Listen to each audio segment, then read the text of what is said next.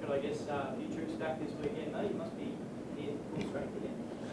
You're not getting far away. Obviously, the players coming back help our defence, which has been leaking a little bit, but it's certainly pleasing they're heading in the right direction with that. Still 4 or 5 to come back us, but at this stage, probably the best we've had since round 3. I guess take us through the decision with Wally. I guess it came yesterday. I guess a bit of off form in the last couple of weeks, but take us through your thoughts. Yeah, his form's been probably patchy for a while. There's not so much. There's some other things that he's got to work on. We've spoken about. It's the same with every player, and we just feel he needs to go back to actually rediscover those basics that we talk about and value internally. And I think to his defence, he's been carrying a bit of a shoulder for a few weeks and probably shouldn't have played, but he put his hand up to do that. So he's just got to go back and work on those things. I mean, he's certainly our best side. I don't think it'll be long before he gets back. You mentioned the basics there. Is that the main thing? And what are the basics that you really want? Oh, well, I don't want any commentary on that. I've spoken to him about, there's 2 or 3 things he's got to work on. Obviously prioritise what they are. I've spoken to him about that. He's working at training on that, so hopefully he can display that this week in the twos. He doesn't have to be best player. We've told him that he doesn't have to be best player. He doesn't have to get 30 possessions. But if he can get those aspects right in his game, there's no doubt he'll be back pretty soon. Is he a little unlucky in the sense that you've got so much available selection now, whereas players who might have been out of form for... Oh, there's no doubt about that. That's a good point. I mean, we just haven't been able to have the integrity around selection because of the numbers available. So there's probably some other players that were probably in the same boat 3 weeks ago, but with lack of numbers, and they've turned that around in the way they go about it. So, yeah, he's a little bit unlucky. Is it a warning for the other players in the group? Oh, we haven't put a shot across the bow of anyone. It's just what we value, and there's no toughness about it, if that's the right phrase, or we're going to send a message to anyone. I think we've just got to be consistent with that. Rory, some of these guys, are you treading a fine line with how quickly you brought them in out of necessity, or are you 100% comfortable that? Well, he played one, didn't he? One in the neutral. Him and Trent played one, yeah. And he could have played the week before, so he's had an extra week's training, so he's been pretty solid at training. Yeah. So the week before we brought 3 or 4 in who haven't missed a lot of footy. Yeah. So it's really only Trent and him who have both had a game in the twos. Trent's had a lot more football, so it's really probably only one that, I don't know if the risk is the right phrase, but a little bit match underdone compared to the rest. So it's not en masse. Yeah.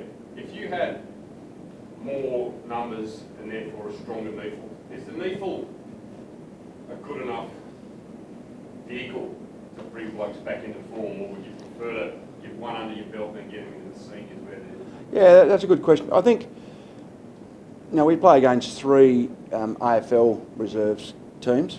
We play more against them than the other teams, which is more to give, I suppose, the right development.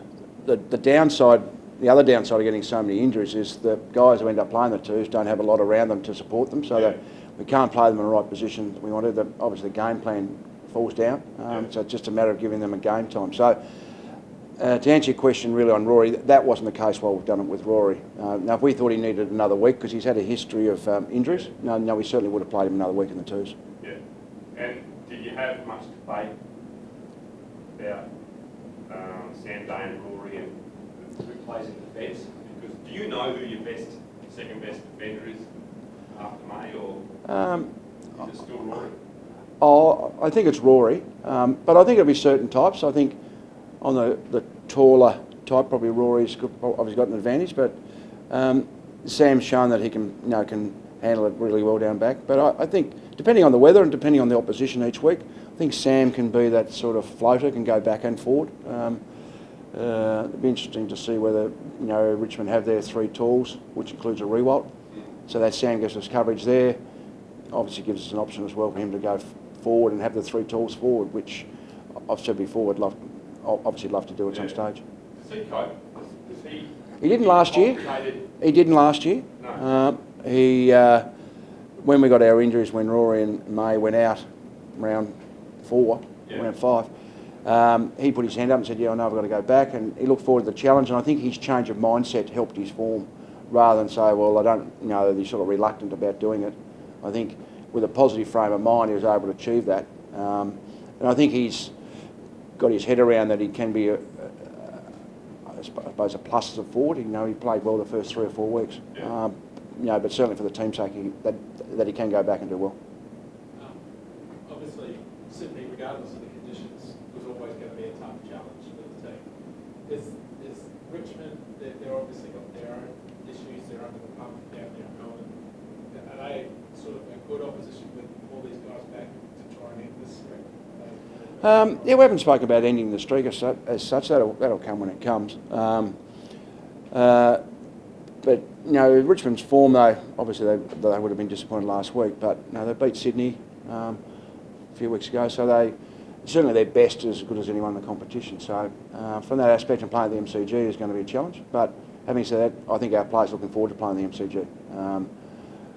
Looking forward after probably the last 3 weeks have been, each week's been a tick as far as effort and what we want to achieve, but it's got better each week, and I think they can take a bit of confidence into the game, especially with some troops back. So I suppose Andrew's point before, how long those players who are back, how long they'll take to gel together, and how long they'll take to get some match fitness and some confidence around. I guess, Rodney, that big loss that Richmond did have last week, does that add another element of danger? Like, is it always that team would want to come out and make a big Oh, there's no doubt about that. I think, as Ed said before, that they've been challenged a bit in Melbourne. Obviously, knowing what the Melbourne environment's like, they'll be challenged internally and externally. So, I think that's obviously they'll win the rebound, but by the same token, that can always obviously go the other way as well. Can obviously an extra load of pressure on to perform because of the pressure externally. So, I think from our point of view, we're just going down and attack the game and try and build on what we've done the last 2 or 3 weeks and hopefully get a win. Tell us about the Beanie. Obviously, it's a big weekend. It's covering my head, mate. A big weekend for Neil Danaher and Freeze MND. Oh yeah, I think everyone's seen what Neil's done and how he's gone about it, and obviously attacking his problem with a great deal of humility, but a great deal of, courage, enthusiasm, and a real positive outlook on life. And I think everyone's gravitated to that and sees it as a great cause. So what that's doing and raising for money, that's obviously a great thing. Look, and I guess one I've held back from asking so far because I wanted to give it a bit of time, but now you're the halfway mark of the season, how do you think Gary's tracking at the moment?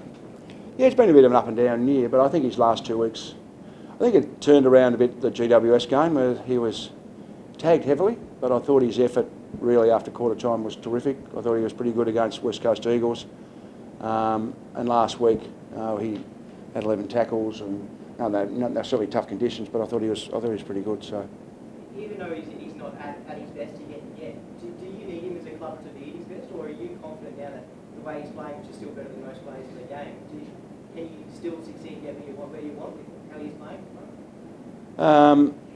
Yeah, I'd certainly like to get to a stage where we don't need Gary to be at his best for us to win games. Having said that, we're not winning games because of a whole range of different reasons. But I think he'll still play pretty well. But you'll get Amira back and get Swallow back. You'll get other players have grown, Inch has grown. So I think there's enough talent around to be able to win games. You mentioned Amira and Swallow. Has it become obvious to you that all these guys play their best when everyone's in? And in particular Swallow, everyone plays better when he's in. He does heavy lifting. I think you'll get most teams are like that. Yeah. I'm not being smart, but Sydney are fantastic side, as good as anyone, including Hawthorn over the last 6, 8, 10 years. But if you took out, One out individual. well, you take 2 of them. You take O'Meara and Swallow as equivalent, so it's and Ablett at times about the 3 of them out. You take out Parker, Kennedy, and Hanbury. Yeah. I mean, you put other blokes in. The other guys around aren't going to play as well. You wouldn't have thought because of the because of the quality there. Having senior experienced talent around helps young lads coming in. They haven't got the pressure on them. And I think there's a tipping point where you have too many of support players, and we've hit that tipping point the last 4 or 5 weeks. But any side's going to suffer when you've got quality out. Yeah, I understand the side does, but do you think the individuals? That's what I mean. The individual's going to play better when there's better players around, because there's not the pressure on, the expectation's not there. They don't have to do the heavy lifting, and they can just play the natural game. There's no doubt about that. My other question is about talent versus competitiveness. And you've had talent go out your side, but things turned around when Risher and some real competitors came back. Oh, there's no doubt. And May. Yeah, that's right. And probably our last 3 weeks have been the best through this rough period, because bulk of our injuries, apart from talent, were our combative, competitive players. Combat players. Yeah. So and even Mackenzie, and probably I spoke about Trent before. He's close to being dropped and from not running hard enough, etc., which he's turned around. But he's a very competitive player. Rory, Stephen May, Swallow O'Meara, we know, Richard Telly. So those players are very competitive. So they set a scene, and again, not only talent, but them doing some heavy lifting with the competitiveness obviously protects the younger players as well. Yeah. So do you think the identity of your sides has been changing for a couple of weeks, and this week will be? Yeah. Well, yeah. The Suns that we expect. Hopefully, whether we play well or not, we may down on form, but you'd certainly like the competitive nature that was shown the last 3 weeks and grown with that's going to grow again. Rodney, just quickly, Tommy Nichols this week ran into a bit of trouble with his parking tickets. I guess down to the board house paying him off, but not a reflection of his character and I guess the man he is. No, well, it got dismissed. I think he didn't have to face court, so I didn't know whether he should have worn his mohair socks, though. He didn't have any, just had the skin showing. So, yeah, no, I think people not paying parking tickets, sometimes you forget to do them, and sometimes it's laziness, sometimes it's been a bit tight and you don't want to pay. I don't know which one Tom falls into. But, yeah, I certainly don't think it's a reflection of his character.